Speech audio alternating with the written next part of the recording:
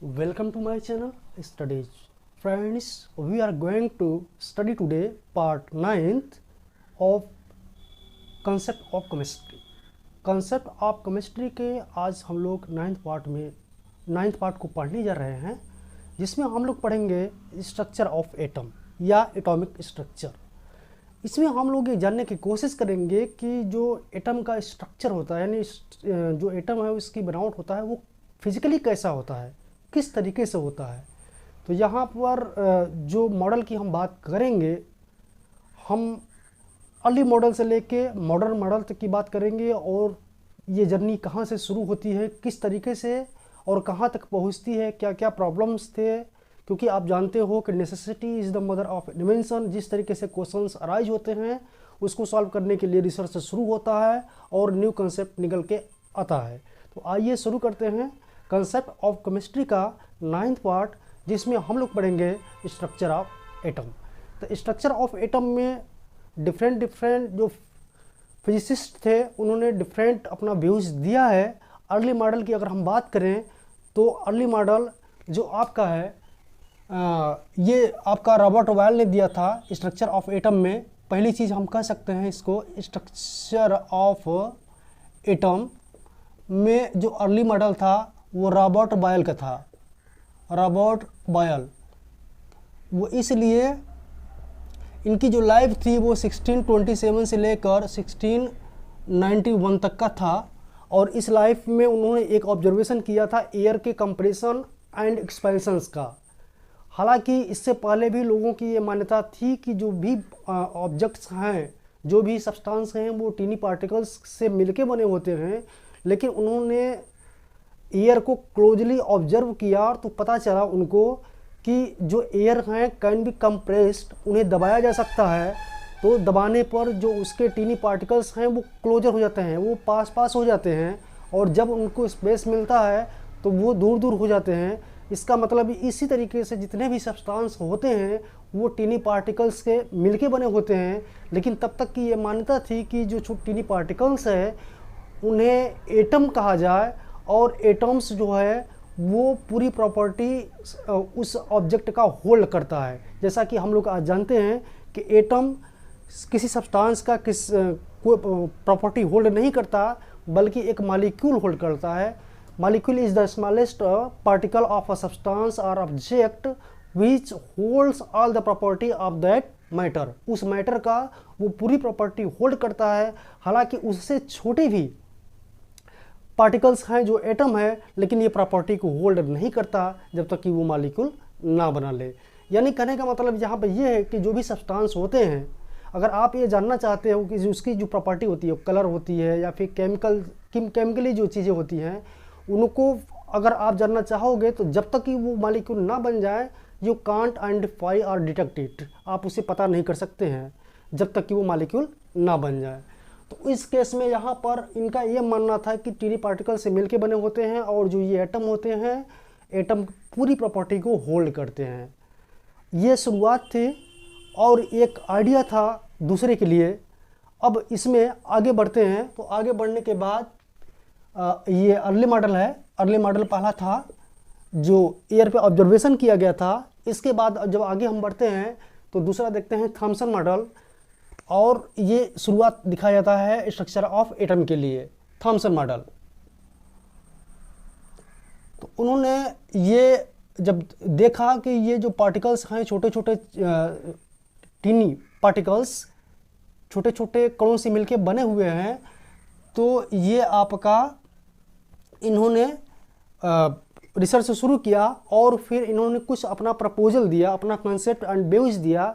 उन्होंने बताया कि ये जो छोटे छोटे एटम्स होते हैं, एक्चुअली ये बर्थ केक की तरह होते हैं। बर्थ केक में आप देखे होंगे कि केक के अंदर चेरिस, ये रेड कलर के जो होते हैं वो एम्बेडेड होते हैं, उसमें लगे होते हैं।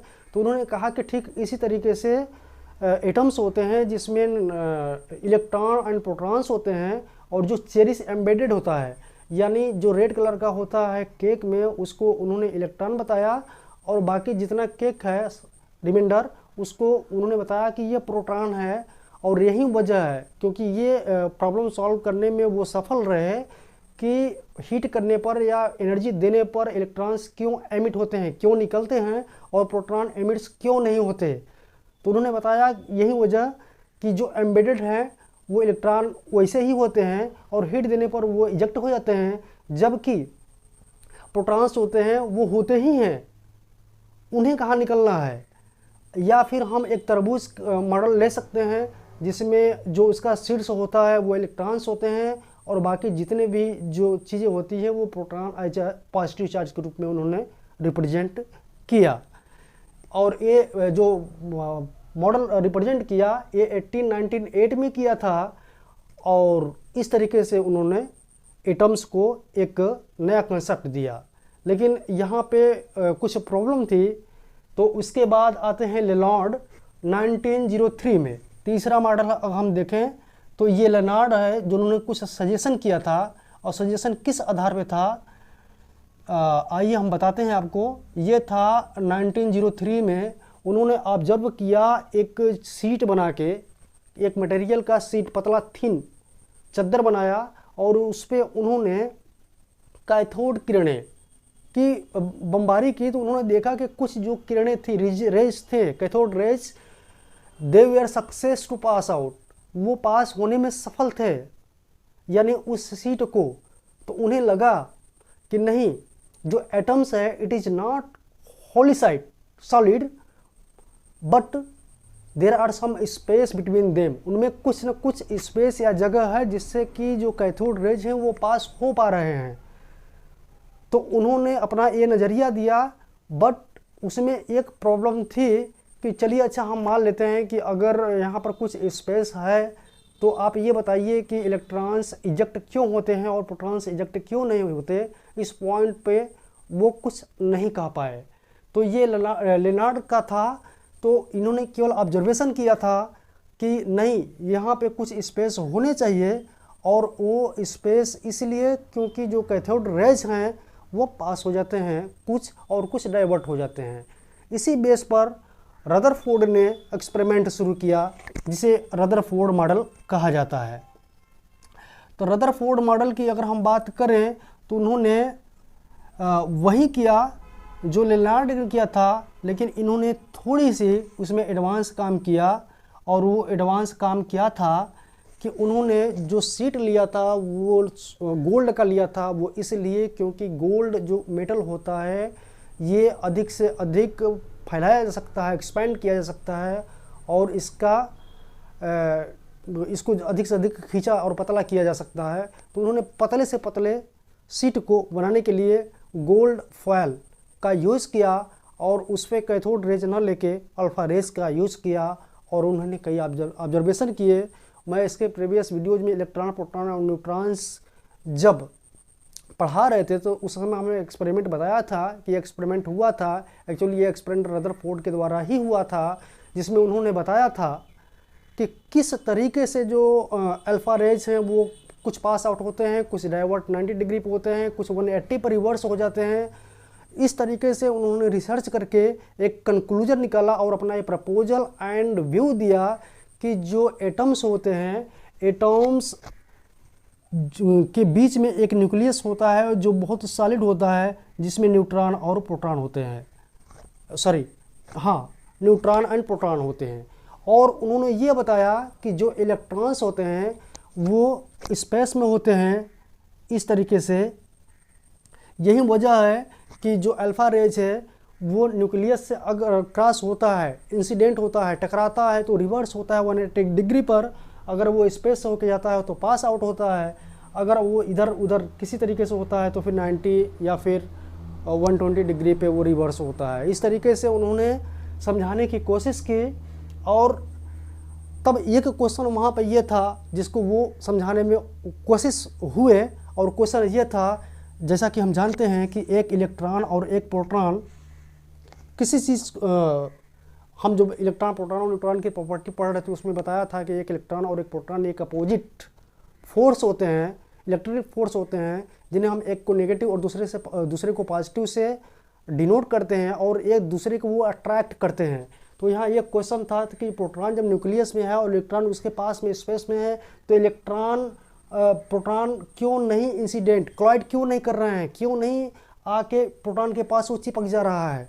तो इस प्रॉब्लम को सॉल्व करने के लिए उन्होंने बताया कि यहाँ पे जो इलेक्ट्रॉन्स हैं एक्चुअली ये रिवॉल्व कर रहे हैं, यानी ये मोशन में है। जैसे अगर कोई चीज़ यहाँ पर मोशन में है, अगर आप यहाँ से कोई फोर्स लगाते हैं तो ये फोर्स क्या करेगा कि इसको राउंड राउंड कर देगा।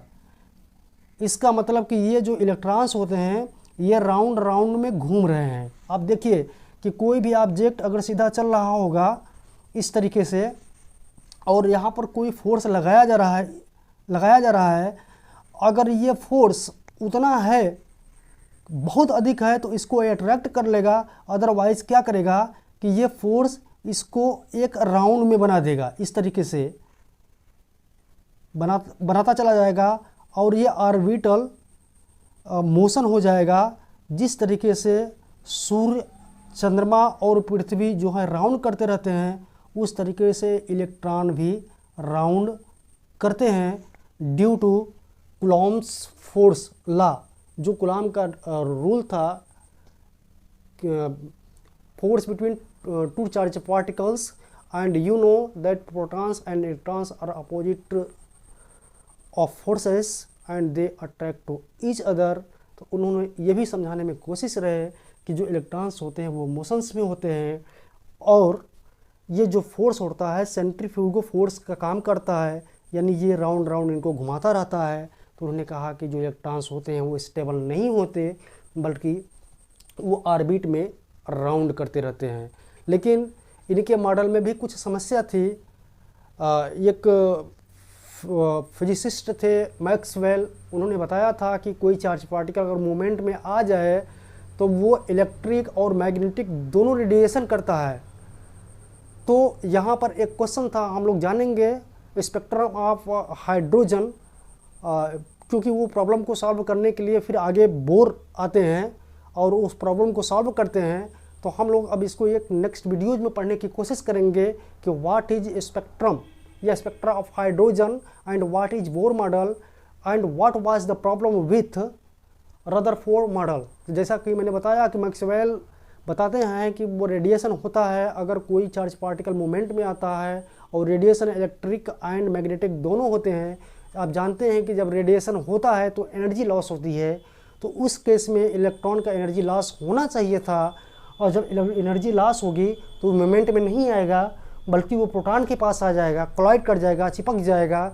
तो फिर ये प्रॉब्लम थी, ये ड्रॉबैक था रदरफोर्ड का, जिसको आगे चल के बोर ने समझाने की कोशिश की।